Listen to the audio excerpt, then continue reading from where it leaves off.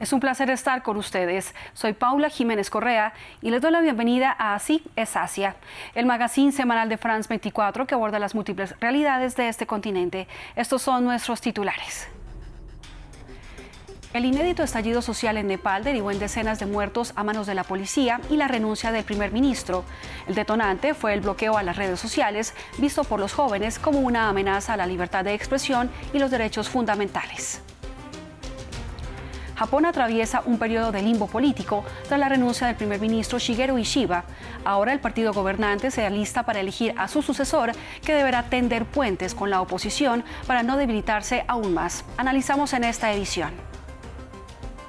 La producción del té en India no pasa por su mejor momento debido a las constantes lluvias y sequías que afectan los cultivos, poniendo en peligro el auge de esta importante industria. Iniciamos este recorrido por el continente asiático en Nepal, que vivió violentas horas de manifestaciones juveniles contra el gobierno, al que acusaron de querer restringir la libertad de expresión con el bloqueo de las redes sociales. Pero esto fue solo la excusa para alzar su voz de protesta por la corrupción y el nepotismo. Samuel Salgado Castro nos hace un recuento de lo sucedido. Una imagen que pasó a la historia: el Parlamento de Nepal ardiendo en llamas en medio de protestas masivas. La generación Z alzó la voz en el Himalaya, luego de la prohibición de las redes sociales, una orden gubernamental que luego fue revocada. Pero lo que comenzó esencialmente como una demanda pacífica por reformas políticas y contra el nepotismo apodado como Nepokid, derivó en un estallido social violento que paralizó al país. Todo inició a principios de septiembre, cuando se convocaron manifestaciones contra el gobierno del hasta ese momento primer ministro Khadga Prasad Oli, acusado de corrupción y parálisis legislativa, quien enfrentó demandas para disolver el parlamento estancado y convocar a elecciones anticipadas. Las protestas, inicialmente en Katmandú, se extendieron rápidamente a Pokhara y otras ciudades, con miles marchando bajo el lema "Restauren la democracia". La oposición bloqueó sesiones parlamentarias clave, intensificando la crisis. En el transcurso de los días, la violencia fue creciente y los enfrentamientos en la capital dejaron decenas de manifestantes muertos y otros cientos de heridos. El ejército tuvo que apoyar a la policía en las calles, pero las protestas se multiplicaron. Estudiantes, sindicatos y activistas indígenas se unieron hasta que cayó el primer ministro. Enclavado entre China e India, Nepal ha luchado contra la inestabilidad política y económica desde que las protestas condujeron a la abolición de su monarquía en 2008. Japón se encuentra en un periodo de incertidumbre política tras la renuncia de Shigeru Ishiba como primer ministro, tras los malos resultados electorales que despojaron a la coalición gobernante del Partido Liberal Democrático de sus mayorías en ambas cámaras del Parlamento. Ahora el PLD, que lleva mucho tiempo en el poder, lucha por mantenerse en el cargo.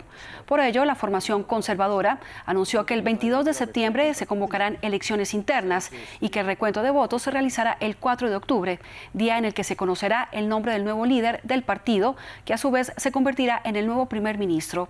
Expertos aseguran que esa persona debe contar con alta popularidad y la capacidad de poder cooperar y negociar con los principales partidos de la oposición. Para analizar este tema, le doy la bienvenida a la doctora Nuria Schiniger, investigadora del Consejo Nacional de Investigaciones Científicas y Técnicas de Argentina, quien acaba de regresar de una estancia en la Universidad de Nagoya. Doctora Schiniger, gracias por aceptar esta invitación. El Partido Liberal Democrático de Japón ha gobernado durante varios años de manera interrumpida. En 2012 recuperó el poder con Shinzo Abe después del desastre nuclear de 2011, pero ha estado envuelto en varios escándalos de corrupción. ¿Cómo se mantiene en el poder y cuál es su importancia? Bueno, el Partido Liberal Democrático de Japón es un verdadero partido de Estado. Gobierna el Japón desde 1955 con algunas breves interrupciones, una de ellas la que usted acaba de mencionar. Es un partido que conjuga tres elementos centrales. Por un lado, un partido dominante. Por otro lado, el control de la burocracia estatal casi de manera absoluta. Y por otro lado, es la expresión política del gran capital japonés, de las grandes corporaciones. por lo tanto tiene una permanencia y una capacidad de resolución de sus conflictos, aun cuando para otros países del mundo estos serían definitorios, digamos, en su derrota. No obstante esto, hay que decir que en las elecciones del 20 de julio el Partido Liberal Democrático perdió las elecciones, digamos, tuvo un enorme revés en las elecciones para la Cámara y bueno, esta renuncia del primer ministro es consecuencia de esa reconfiguración de ambas cámaras. La situación realmente es muy compleja, pero es mucho más compleja en términos económicos que en términos políticos. Son varios los nombres que suenan para suceder a Ishiba, pero quiero concentrarme en dos. Doctora Schiniger, hablemos, por ejemplo, de Shigeru Koizumi, actual ministro de Agricultura, y Sanae Takaichi, exministra ultraconservadora de Seguridad Económica, que de llegar a ser elegida se convertiría en la primera mujer primera ministra de Japón. Sí, como usted dijo, hay varios nombres, son los únicos nombres. Lo que sí tienen la característica ambos personajes que usted acaba de mencionar es que son de una derecha muy definida, digamos. De hecho, Takaichi es particularmente una política de ultraderecha. Efectivamente sería, si fuera ella, la primera ministra mujer de la historia del Japón. Esto también se condice con que el 80% de las mujeres en Japón trabajan, digamos, la relación del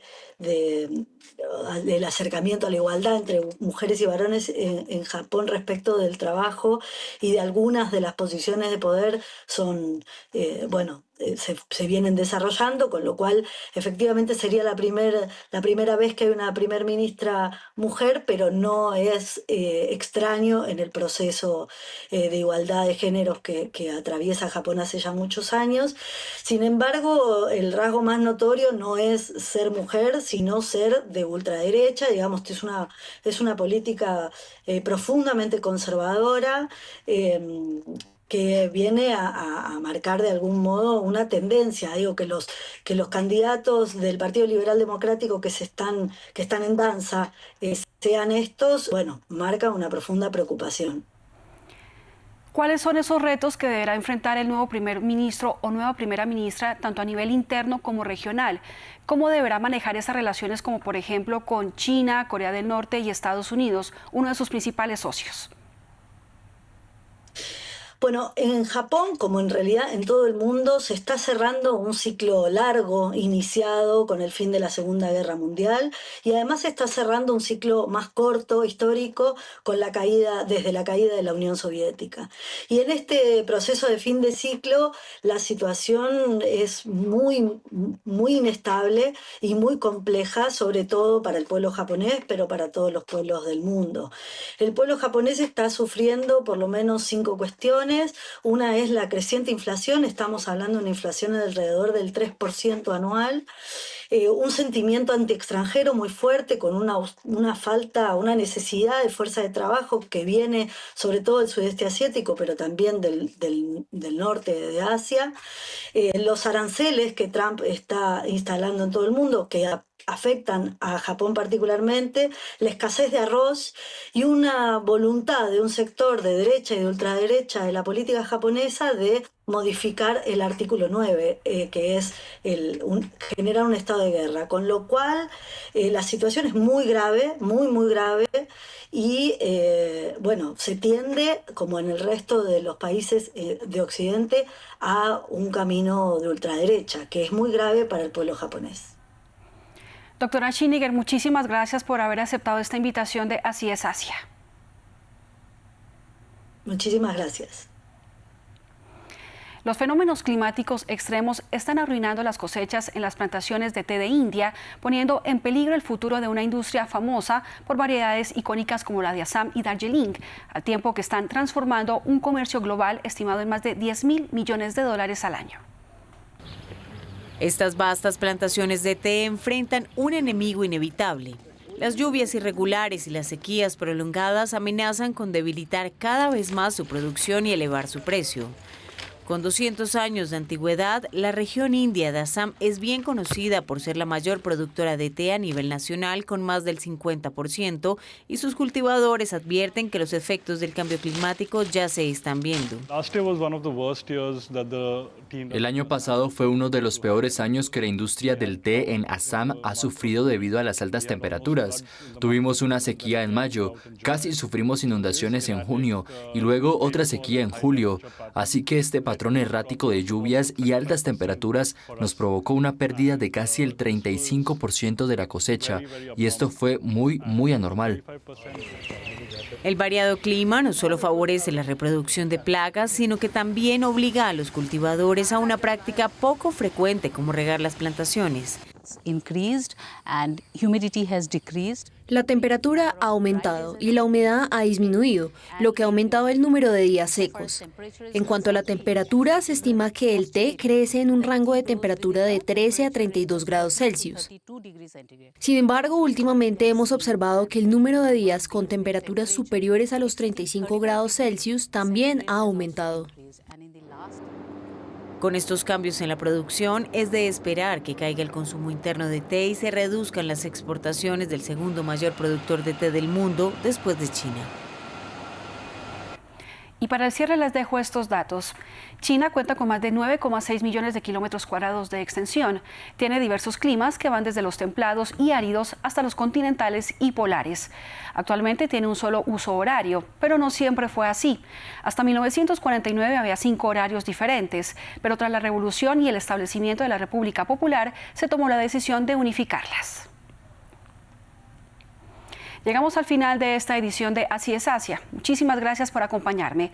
Los invito a que dejen sus comentarios en la cuenta de X que aparece en sus pantallas y a que visiten nuestra página web france24.com. Y no olviden nuestra cita semanal.